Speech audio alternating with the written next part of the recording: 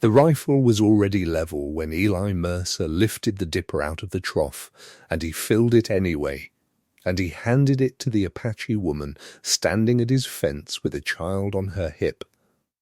And he did all of it slow.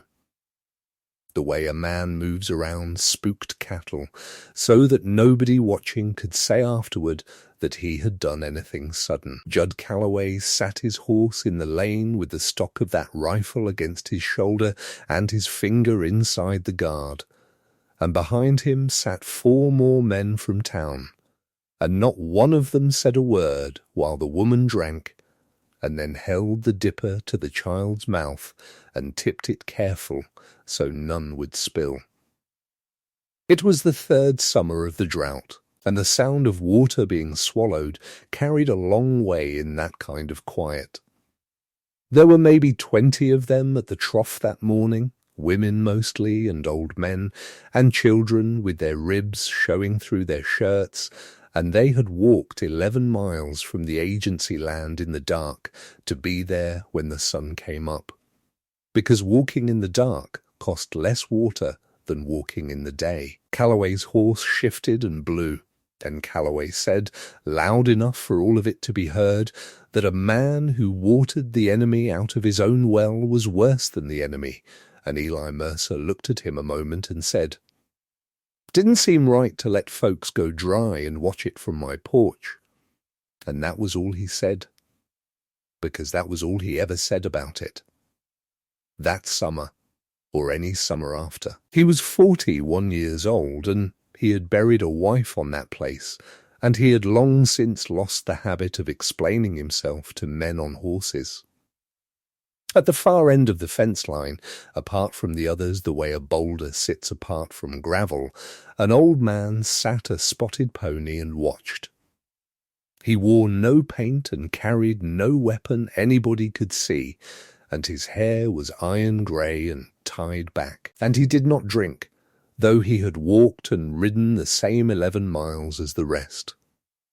When the last child had been given the last dipper, the old man turned the pony with his knees, and as he came past the gate he stopped, and he looked at Eli Mercer for a long moment, the way a man looks at country he is deciding whether to cross, and he said, in English worn smooth as a creek stone, "Water remembers."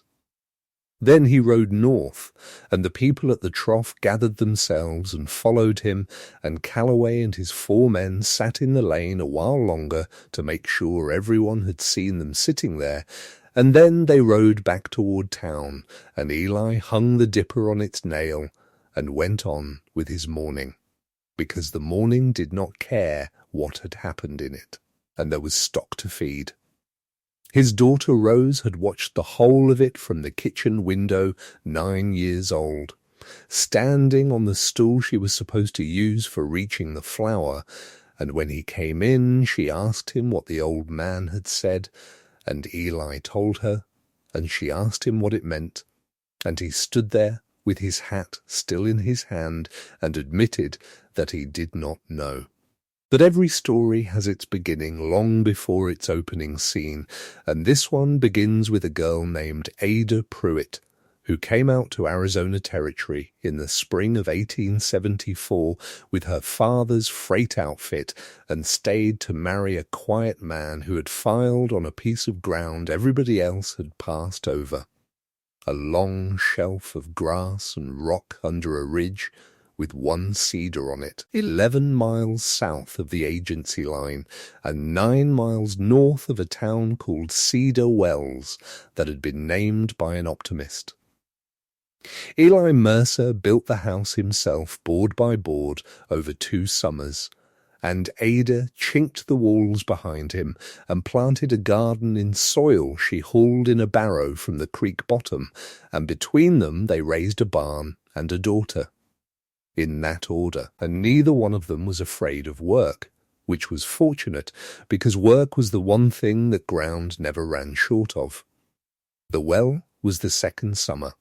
The creek that gave Cedar Wells its name ran maybe 8 months of the year, and Eli had watched it shrink his first August there. And he had walked his ground with a forked willow switch he did not particularly believe in until it turned in his hands above a shallow drawer behind the house, and he had started digging. He dug through 18 feet of clay the colour of an old saddle, and then through shale that came up in flat grey plates, and at 22 feet he struck a seam in the rock, and the water came up cold, and it tasted of iron, and it never gave out. He stoned the shaft and built the curb and set the windlass, and later, when he was flush after a good steer year, he freighted in a pump and a long cedar trough. Ada used to say the well was the only thing on the place that never argued with her. She died of the typhoid in the 3rd September. Quick.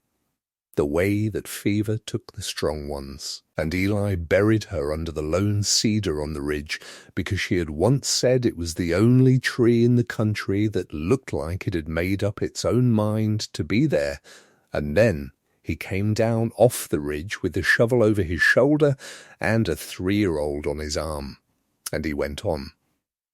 He did not talk about her much. He talked to her some, nights, in the barn the way lonely men will talk to an empty house, but that is a different thing. Rose grew up knowing her mother as a handwriting in a Bible and a row of irises that came up by the porch every spring whether it rained or not, and knowing her father as a man who said what a thing was and then did what he said, and the two of them managed, and the place fed them, and for 6 years that was the whole of the story. Then it stopped raining. The first dry year, men in Cedar Wells joked about it, the way men will joke about a thing while it can still be joked about. The second year, the creek quit in April, and the town well went brackish and then went low, and the joking stopped. Stock tanks all down the valley cracked open like dropped plates, and the grass went the colour of harness leather, and men who had never in their lives asked anybody for anything began hauling barrels 9 and 10 miles behind lathered teams and paying for the privilege. Through all of it, Eli Mercer's well held. The seam in the rock did not know there was a drought. He watered his own stock, and he watered his garden at dusk with what the stock left, and he told nobody how much was coming up out of that shaft, and this was not secrecy so much as the habit of a man who had learned that good luck talked about out loud draws company. The company came anyway, but not from town. It came in the dark, on foot, from the north. What had happened on the agency land was simple enough that even the men who profited by it did not bother to lie about it much. The band that Delchay belonged to, some 200 souls, had been settled 6 years on a flat where a spring came out of the base of a mesa, and that spring had watered them and their corn patches and their few hundred head of sheep and horses. And then a contractor cutting a ditch to carry water to the agency headquarters, and the freight road had graded across the slope above it, and by the second summer the spring that had run since before anybody's grandfather was born came up mud, and then came up nothing.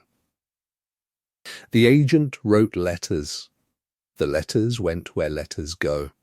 And the people on that flat, who had been told they would be fed and watered where they stood and shot if they moved, began to walk 11 miles south in the dark to a white man's trough. Because their children were drinking what settled in the low spots of a dead spring, and their children were dying of it. There is a long ledger in that country, and both sides of it have entries that would keep a man awake if he read them at night. Eli Mercer knew some of the entries. He knew men in Cedar Wells who had ridden with the volunteers in the bad years and would not say what they had done. And he knew what had been done back. The burned freight wagons on the Verde Road, the Kellerman boy, the names that got said in a certain voice. He did not pretend the ledger wasn't there. He had thought about it exactly once. The first morning he came out at dawn and found 3 women and 5 children standing at his fence in the grey light, not asking, just standing. The way people stand when they have walked all night to arrive at the only thing left to try, and what he decided that morning, as near as he ever put it into words, was that there is an older law than any treaty, and it is that thirst does not read. He opened the gate and swung the pump handle and filled the trough, and he did the same the next morning, and the next, and by the middle of June it was a habit that neither side of it named out loud. They came at first light, they drank, they filled what they carried. Gourds and trade kettles and army canteens and 1 square tin that had held lamp oil, and they went. Nobody begged, and nobody preached. Sometimes a woman left a basket on the gatepost, willow, woven tight enough to hold water, and once there was a bridle of braided horsehair that any man in the territory would have paid $10 for, and Eli hung it in the barn and used it. Because a gift used is a gift honoured. His own mother had said that. Rose took to standing on the bottom rail while they watered, and the children looked at her and she looked at the children, and inside a week they were looking at each other the way children do, which is with intent. He did not know, that June, that the old man on the spotted pony was anything more than an old man on a pony. He learned it from Webb Hanley, who kept the store in Cedar Wells and was decent in the plain. Awkward way of men who are decent in a town that is deciding not to be, and Hanley told him while he weighed out his coffee, not looking up, that the old one was called Delshay, and that he was the last of the band's headmen from the free years, and that the young men who were left listened to him the way they no longer listened to anybody else. And then Hanley went on weighing coffee and said, "Quiet, over the scale, you ought to know what they are saying about you in this room of an evening, Eli. They are saying you have made a deal with the Apaches to spare your place when the trouble starts. They are saying that is why your well holds and the towns is going dry, like the one thing had ought to do with the other. They are saying you sell it, or trade it, or worse. I don't say it, but you walk in here of a Saturday, and the room goes quiet, and you deserve to know what the quiet is made of." Eli paid for his coffee and his salt and a paper of pins Rose had asked for, and he said, "Obliged, Webb," and he went home.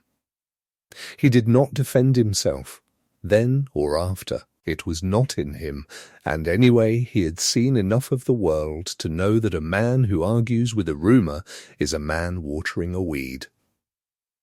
But the talk grew teeth all the same, the way talk does in a dry year, because fear needs somewhere to drink too. By July the story in town had him signalling the band with lanterns. By August he had been seen by somebody's cousin, riding at night with painted men, which would have surprised Eli, who by August was so short of sleep from hauling dusk water to his failing garden that he could barely ride by day. What the town did not count, because the town did not see it, was what the sharing cost him.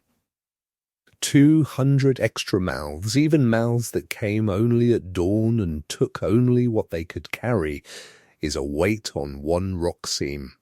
And Eli knew stock, and he was watching his well the way a man watches a horse going tender-footed. The flow off the pump had thinned. The recovery after a hard morning's drawing was slower each week, the shaft standing lower each noon. He shortened his own garden rows. He sold off 10 head early at drought prices to lighten the draw. He said nothing to anybody, and the people from the north kept coming, and he kept swinging the gate open. And Rose one evening at supper asked him the question children ask that cuts to the bone without meaning to. She asked, "If the well dries up, will they die?" And Eli looked at his plate a while and said, "Not while it's mine to say otherwise," and did not know, saying it, how close he was to the morning that would test the words. But before that morning came the guns. It was the last week of July when Judd Calloway came back up the lane, and this time there were 11 with him, town men and 2 hands from the Anchor brand, rifles across their pommels, and they came at first light, because they had finally understood that first light was when the walking people were there. They strung themselves across the lane in a line, between the fence and the trough, and the women and children and old men coming up out of the draw stopped where they stood. A second line, silent, carrying their gourds and kettles, and for a long moment the only thing that moved in that grey light was the steam off the horses. Calloway called out that this was the end of it, that no more government Apaches would water at a white man's well while white children in cedar wells drank green scum, and that they could turn around and walk back to the agency where the government that made them could keep them. And his voice had that pitch in it that a voice gets when the man behind it is more afraid than he has ever been in his life, and has mistaken that feeling for righteousness. Rifles came off pommels all down the line, and Eli Mercer came out of his barn and saw it and did the only thing he ever did in a crisis, which was the necessary thing and no other. He took his sorrel by the mane, no saddle, no bridle, swung up and rode out his own gate and put his horse broadside in the middle of the lane, between the 2 lines, between every rifle and every kettle. And he sat there, one man in his shirt sleeves in the crossfire of his own neighbours, and he did not make a speech. He said, "You'll shoot through me to do it, and I'd take it kindly if you didn't," and then he stopped talking and let the morning make up its own mind. It was Delshay who moved. The old man came through the standing people on the spotted pony, slow, and at the head of them he stopped, and in front of 11 rifles he dismounted, which took him a moment, because he was old, and his knees were old, and every man in that lane watched him be old and unarmed and deliberate. And he walked past Eli's horse to the trough, and he took down the dipper from its nail, and he filled it, and he carried it back to the line of his own people, to a girl of maybe 6 who was gripping her grandmother's skirt, and he put the dipper in her hands. Then he turned and looked up at Judd Calloway, and he said, "Look at that child." He said it quiet, and the quiet of it went up the lane like cold water finding a root. "Look at that child, and tell your rifle what she has done to you." Nobody has ever agreed in the years since on how long the lane stood still after that. Eli held that it was under a minute. What is agreed is that Judd Calloway lowered his rifle first and did not speak, and turned his horse and rode back towards Cedar Wells, and the line came apart behind him the way a bank caves, in pieces from the middle, and no shot was ever fired on the Mercer place, that morning or any morning. The people watered. Delshay stood by the trough while they did, and when Eli dismounted the old man studied him a while, and then said his second thing, he said, "Twice now, once maybe chance." And he mounted the spotted pony and led his people north, and left Eli standing in his lane, alone in the risen sun, understanding that he had been told something, and not yet what. He found out on a Sunday evening a week on, when the dust down the lane resolved into one rider, and the rider was Delshay alone. And Eli came out, and the 2 of them sat on the porch steps, because that is where men in that country did their talking. And Rose brought out coffee in the good cups with her heart going like a rabbit, and then sat in the doorway where she could hear, and nobody sent her in. Delchay held the cup and did not drink from it for a time, and looked at the dry valley going blue with evening, and then he told a story the way his people told them, which is to say plainly, with the moral carried inside it like a stone in a fist. My father, he said, held this whole country once, from the Mesa to the Salt River, and men came to him wanting things. And he told me, Delchay, a kindness done to you once may be chance, the man may not have seen you well. A kindness done twice may be a trap, for now he has seen you, and traps are baited with exactly this. But a kindness that goes on when it begins to cost, a kindness proven through hardship, that is not chance, and it is not a trap. That is the man himself. You have seen it now, you have it in your hand, and what you do next you will answer for all your life. Delchay drank his coffee then, all of it, unhurried, and set the cup down on the board between them with the care of a man setting down something he had decided about, and he said, "Your well is failing." Eli, who had told no living soul, did not ask how he knew. You could hear it in the pump if you had ears from an old country. You could see it in the shortened garden and the sold-off steers, and this man had been reading signs since before Eli was born. Water remembers, Delchay said. The third time he had said it, and this time he added to it. Water remembers who gave it, and so do we. And he stood and thanked Rose gravely for the coffee, in English, which made her go red to her ears, and he rode north into the dark, and behind him on the porch Eli Mercer sat a long time, listening to his pump wheeze, feeling a decision forming somewhere out in the dark the way you feel weather coming, and unable, for once in his careful life, to say what it would be when it arrived. What arrived first was the fire. It came the third week of August, born of nothing anybody sinned to make. A lightning strike at the dry north end of the flats where nobody lived. And the wind behind it, and by noon there was a wall of smoke a mile wide walking south-southeast with its shoulder toward the agency land, and every man in that country who could sit a horse was riding somewhere. Eli saw the smoke from his ridge, saw the angle of it, and understood before he was back down at the barn that it would cross the camps where the walking people sheltered, the brush wickiups on the Dead Spring Flat, and he filled 2 barrels, wet down every sack he owned, threw them in the wagon, and drove his team north into the smoke, while his own place stood behind him with nobody on it but a 9-year-old with instructions to stand in the middle of the ploughed field if the wind turned.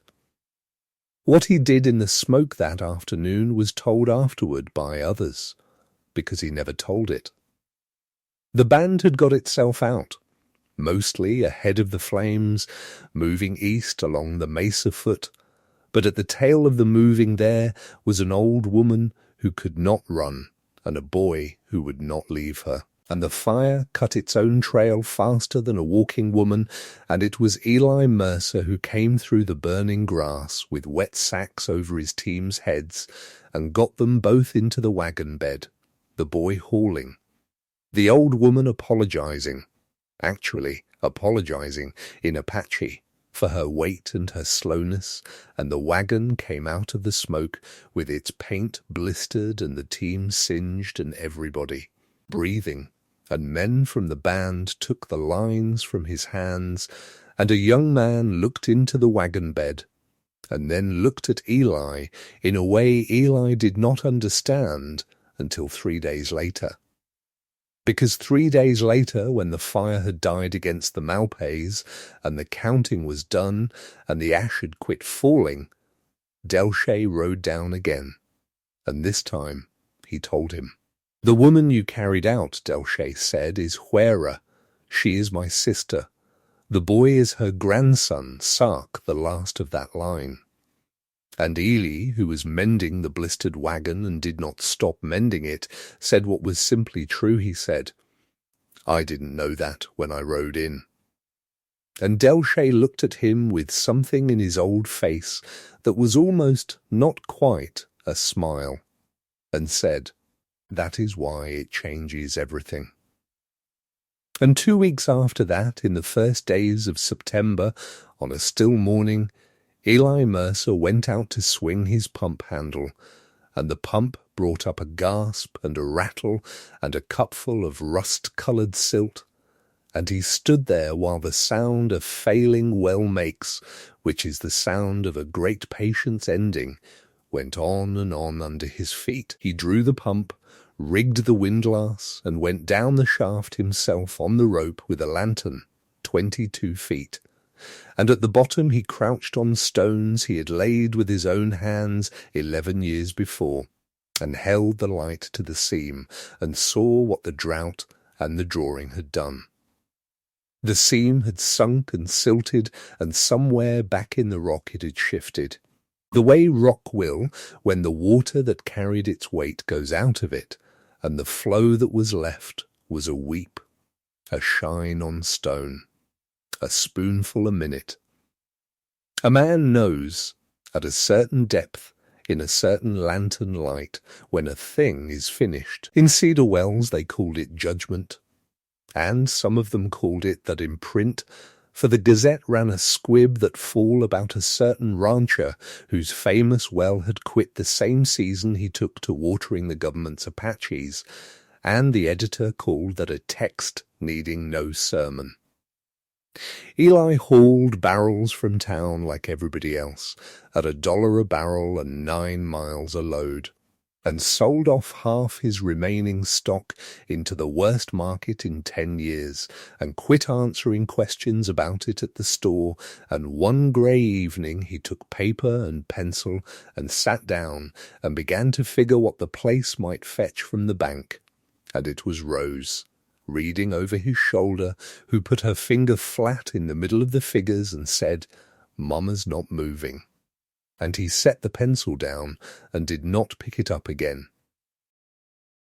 And it was the next morning, or near enough that the story has made it the next morning, that Rose called from the porch that riders were coming.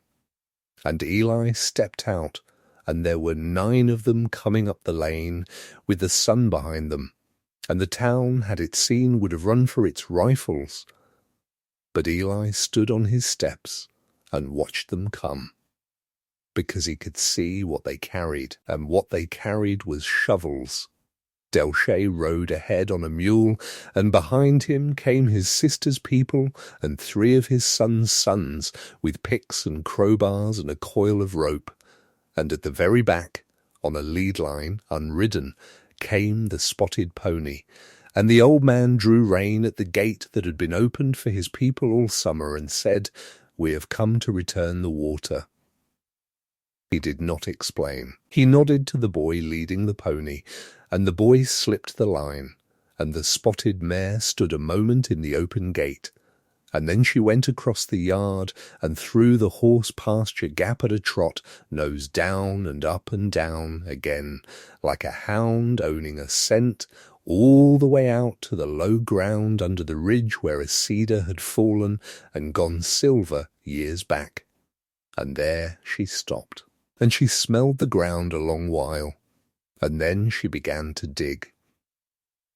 She dug the way horses dig, one forefoot dragging back, again and again in the same spot, patient as a habit, and when Eli and Delche and all the rest walked out to her, she did not quit, and Delche stood watching her with his hands folded on his stick and said, "She was foaled at a spring the old people knew, a water that has no name in your language, because no man of your language has ever seen it. Her kind do not forget where they were foaled.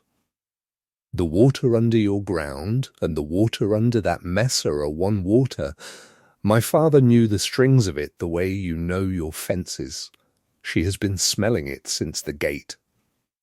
Dig where she digs. And then, while the young men were already spitting on their hands, the old man turned to Eli and did him the honour that the country in after years would find hardest to believe.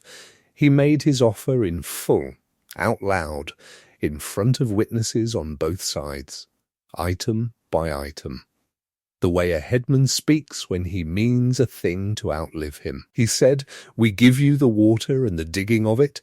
My sister's people and my son's sons will dig and stone it as long as it takes, and the mare stays here for the girl.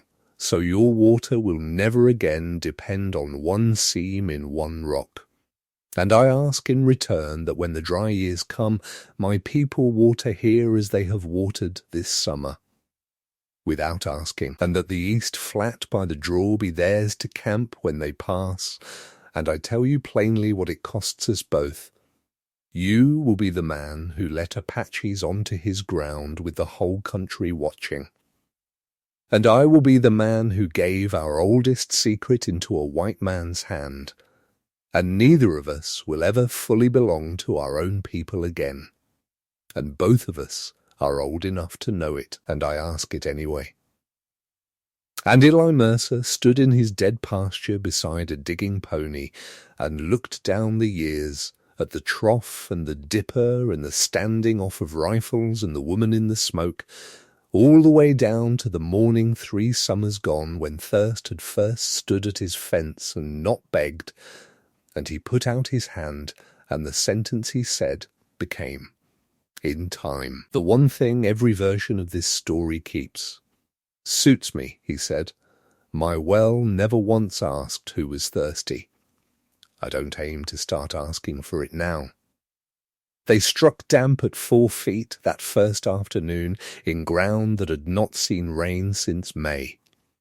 They dug 9 days, Delshay's young men and Eli turn and turn about, and shored as they went, and on the 9th day, at 11 feet, under the roots of the fallen cedar, the ground quit them, and opened into a cavity of clean sand, and the water rose. It rose while they scrambled, laughing, hauling each other out on the rope. It rose 4 feet in an afternoon, and stood there glittering at the bottom of the shaft. And Rose Mercer lay flat on her stomach at the lip, with the spotted mare breathing over her shoulder, and watched the ridge and the sky and her own astonished face come up, shining out of her father's ground. They stoned it that fall, and curbed it, and Delshay's people set a flat rock by it, with nothing written on Eli's insistence that some things do better unadvertised. And it ran cold and certain through that drought, and through every drought after, and it is running as this is told. Not everything ran so easy.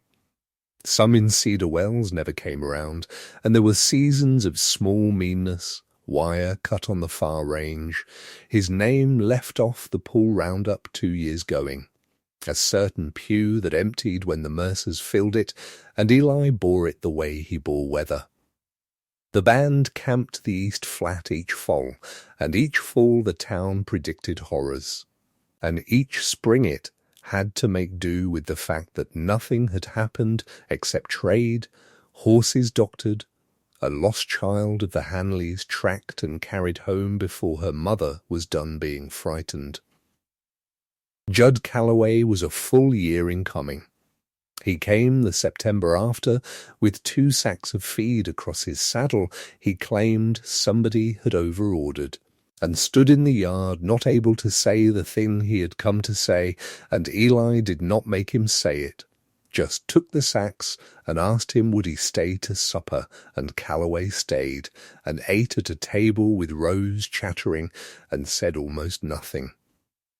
It was another year past that before anybody heard him laugh on that place, and it was Rose who did it, being then 11, and having been asked by the preacher's wife what her father traded the Indians for all that water, and having answered, in front of the whole store, coffee mostly, and my pa says that's more than the ditch company ever paid for theirs.